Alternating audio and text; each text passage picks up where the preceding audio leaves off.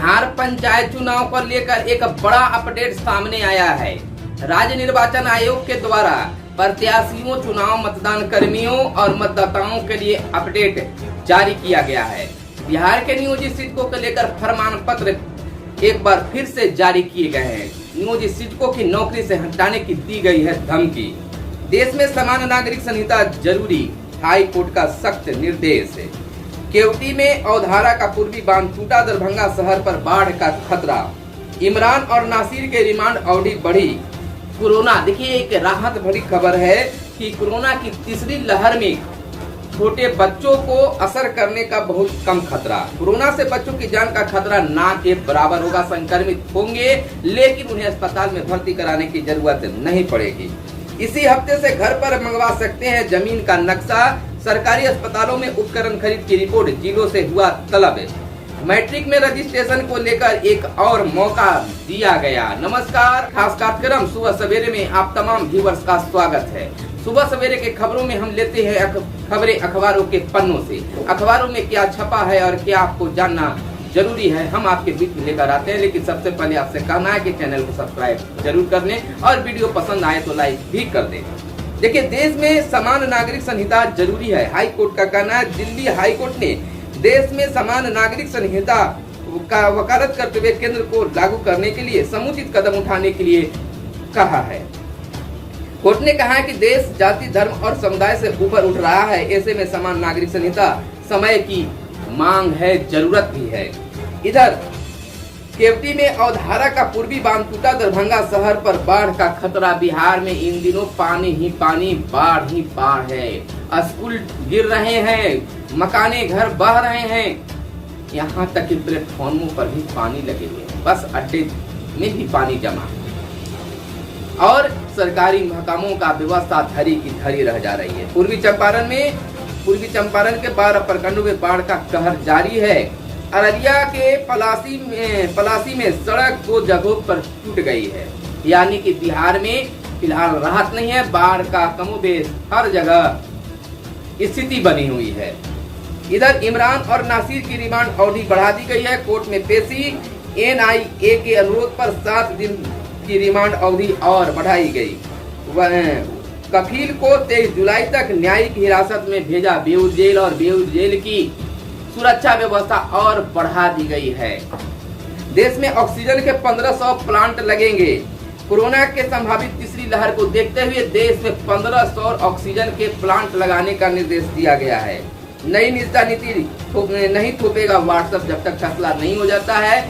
User पर WhatsApp जो है नियम को थोपने का काम, नई निजता नीति को थोपने का काम नहीं करेगा। इधर बिहार क्या पूरे देश में बच्चों के कोरोना से खतरे को लेकर यह संभावना जताई गई है कि सितंबर महीने में कोरोना का तीसरा लहर आएगा और बच्चों पर प्रभावी होगा। लेकिन ब्रिटिश विशेषज्ञों के अध्ययन के आधार पर दावा 99.99% बच्चे संक्रमित से उबरने में सफल रहे हैं। कोरोना से बच्चों की जान का खतरा ना के बराबर रहेगा।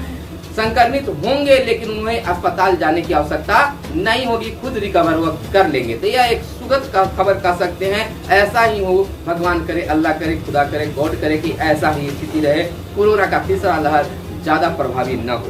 टीकाकरण की रफ्तार, बिहार में टीकाकरण की रफ्तार बढ़ी, एक बार फिर रफ्तार बढ़ी है, लेकिन लक्ष्य अभी बहुत दूर है। बिहार को अपना लक्ष्य प्राप्त करना अभी बहुत दूर है। करीब 80 लाख टीका लगाने में महज 44 दिन लगे हैं। 1 करोड़ टीका लगने में केवल 1 करोड़ टीका लगने में लगे थे 130 दिन। 75,757 के अवसर से टीकाकरण अब तक हुआ है। महाअभियान की राह में कई कठिनाइयां सामने दिखने लगी है। इधर मैट्रिक की परीक्षा की तैयारी करने वाले विद्यार्थियों के लिए एक सुखद खबर यह है कि बिहार बोर्ड के द्वारा रजिस्ट्रेशन को लेकर एक और मौका दिया गया है।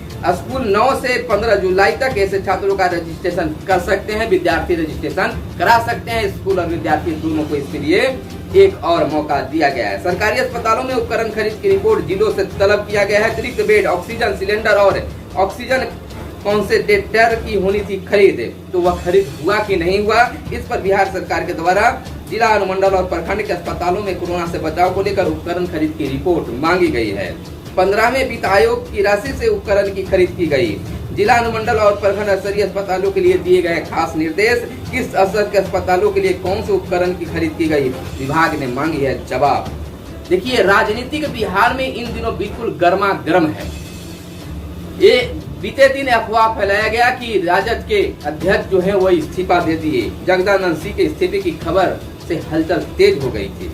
राजद ने किया है इसका खंडन। विधानसभा चुनाव के बाद भी की थी पद छोड़ने की पेशकश। इस्तीफे की खबर वायरल होने के कुछ देर बाद पार्टी ने किया इसका खंडन।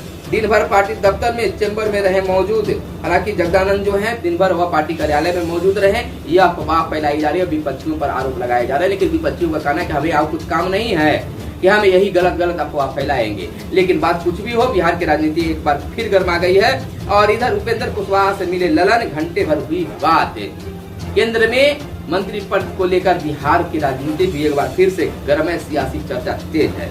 मुलाकात के बाद दोनों ने कहा मित्र के नाते मिलने आए थे।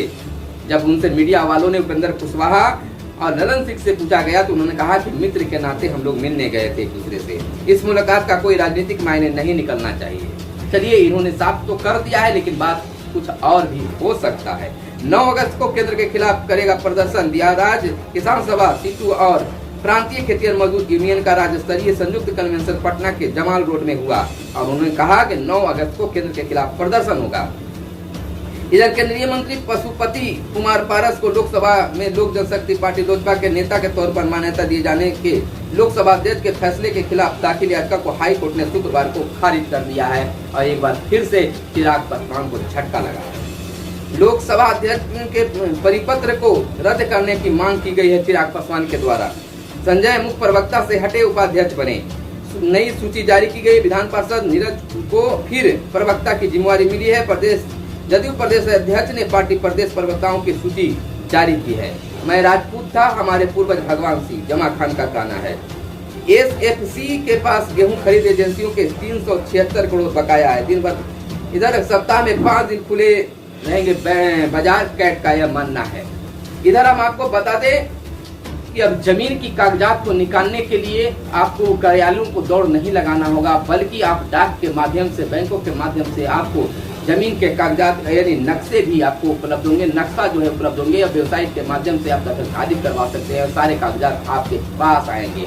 तो यह एक सुखद अनुभव कर सकते हैं, सुखद बात कर सकते हैं कि लगातार जो है बिहार सरकार इसको लेकर, जमीन जायदाद को लेकर पहल कर रही है। इधर बिहार में पंचायत चुनाव को लेकर बड़ा अपडेट जारी किया गया है कि जो प्रत्याशी है वह ऑनलाइन नामांकन भी कर सकते हैं और जो व्यक्ति मास्क लगाकर मतदान केंद्र पर बूथ पर नहीं जाएगा उसको 50 रुपया जो है फाइन भी लगाने की बात कही गई है। प्रत्याशियों के लिए काफी अपडेट है जो हमारे वीडियो में आप जरूर देखिएगा।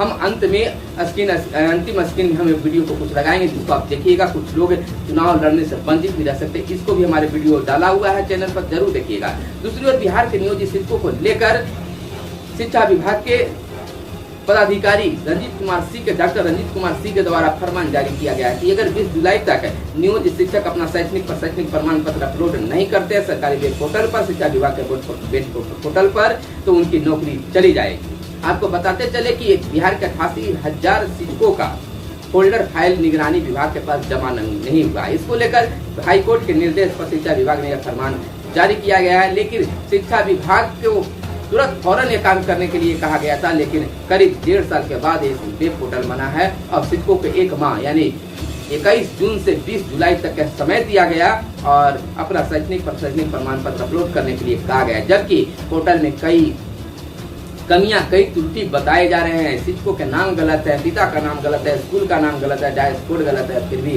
उसमें सुधार धीरे धीरे हो रहा है। तेज रफ्तार से शिक्षकों को अपलोड करने की बातें कही जा रही है। यहाँ अपलोड करने में भी कई समस्या सामने आ रहा है कि शिक्षक संगठनों ने, शिक्षकों ने भी मांग किया है कि ऑफलाइन मोड में भी प्रमाण पत्रों को जमा दिया जाए।